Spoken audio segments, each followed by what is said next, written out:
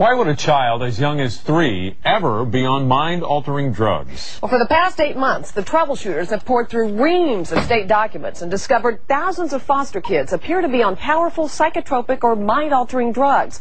Many of these children are barely in kindergarten. Some are even toddlers. We didn't even know he was in the hospital until he called us from the Laurel Ridge himself. 6 years old and confined to a psychiatric hospital for a temper tantrum, a little boy calls his grandmother for help. I mean, he was like, maybe you could say he looked more like a zombie. How could you tell by looking at him that he was on medication? His attitude, his eyes, his way of speech, all that. Magdalena says a nurse confirmed her fears. Her grandchild was on 2 different psychotropic or mind-altering drugs, plus Benadryl to help him sleep. Turns out Magdalena's grandchild isn't alone. A sampling of state records released by the Comptroller's Office shows 2 out of 3 foster kids in Texas appear to be on psychotropic meds. The Medicaid prescription records are from November of last year and show that many kids are taking 2 or more of these drugs. I have a child who's 6 years old. At the risk of losing her job, a Child Protective Services worker spoke to the troubleshooters about one child on 17 different medications. That's right, 17. He was prescribed, I think he had like 3 to 4 psychotropic medications. In addition to the Depakote, in addition to Zoloft, in addition to Trazodone to help him sleep. Some of these drugs, the FDA says, are not even safe for kids. He did need medication, but I had concerns about how could this child require 17 different medications. What's even more alarming, child advocates say, are the ages of the kids. The troubleshooters obtained a never-before-released study that tracks the ages of these foster kids on these drugs for a 1-month period of time. At least 300 of these children are under the age of 7, preschoolers, even toddlers. How big a problem are these psychotropic meds?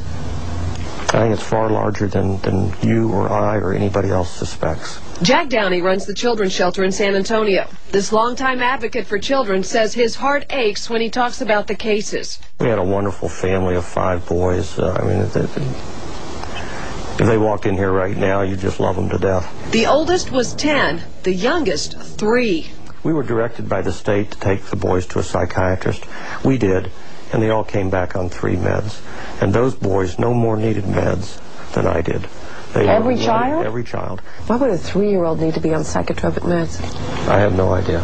I mean, he was just the jolliest little kid. So who's prescribing these medications? You would think psychiatrists, right? State records show one of the biggest prescribers in San Antonio is a radiologist.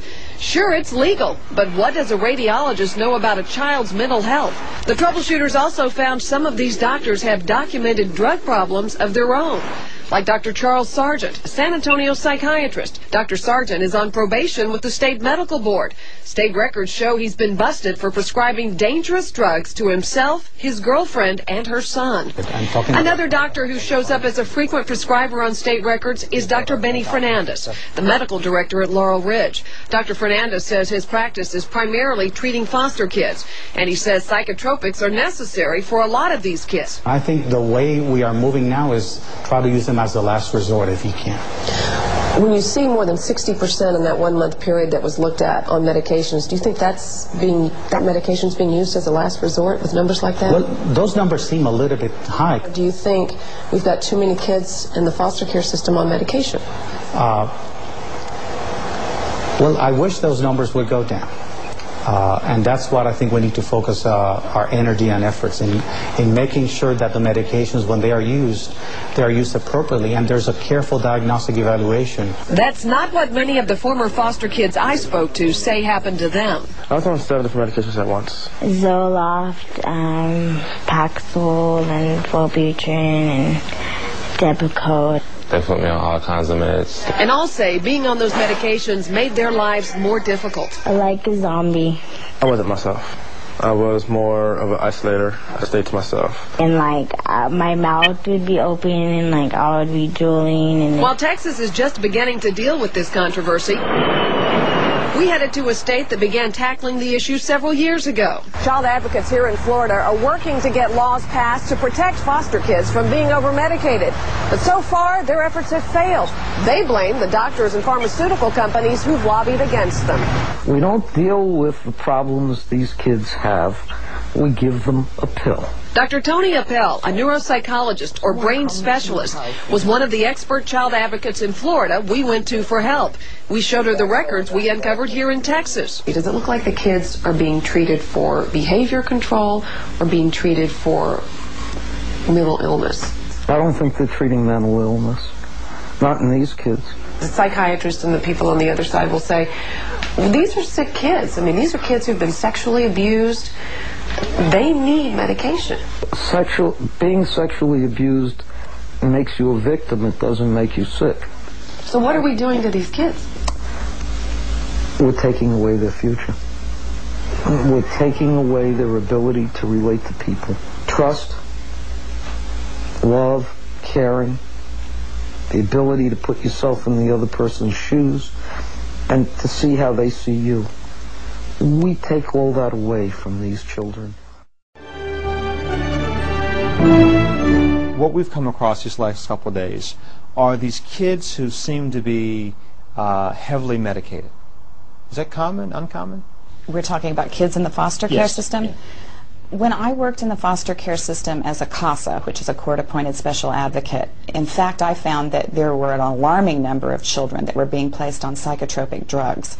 And because I was a pharmaceutical rep who had sold psychotropic drugs, I was familiar with the side effect profiles and the dangers of these products, and I was really concerned because a lot of the children were only 2, 3, 4, and 5 years old. 2 years old on... We're talking on major antipsychotic drugs like Zyprexa, on ADHD stimulants like Adderall. Absolutely.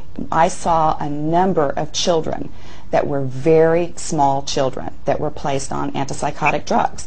And in fact, it was often, and most often, it was off-label indications that they were being used for. In fact, antipsychotic drugs are supposed to be used for psychosis, for schizophrenia, and symptoms of that nature. And I was seeing children who had emotional disturbances that, manifested in behavioral disorders, as well as just, everyday sleep disorder or problems of a behavioral nature that they were being placed on these major antipsychotic drugs for. So why would you prescribe those for a child? To be honest with you, I think there's only rare circumstances that you would prescribe them for a child, primarily because children are 3 times as likely as adults to have adverse reactions to pharmacologicals. So if you're talking about a very small child who has developing kidneys and liver and brain and that sort of thing, they don't have the ability to either metabolize the drugs or to eliminate the drugs properly, and they very often become neurotoxic because they pass the blood-brain barrier. Now, the argument made that these drugs are prescribed as part of their treatment, yes?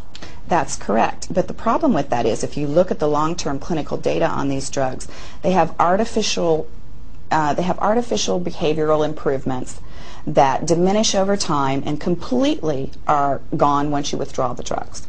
So it's really only a short-term fixed situation for a behavioral issue, and many times, as I said, the drugs are contraindicated when they're given, because I've seen children that are actually manifesting symptoms from a previous stimulant drug or psychotropic drug that they've been put on, and their symptoms are actually an adverse reaction, and they're acting out, becoming aggressive and violent and psychotic, and then they're placed on antipsychotic drugs, which is in fact contraindicated, because if a child is exhibiting those types of symptoms on the other drugs, then they're neurotoxic, and that means you withdraw the drugs. You don't add additional drugs, but that's done constantly. So what's the motivation for the pharmaceutical industry to prescribe these medications that at best seem questionable, at least in the minds of many?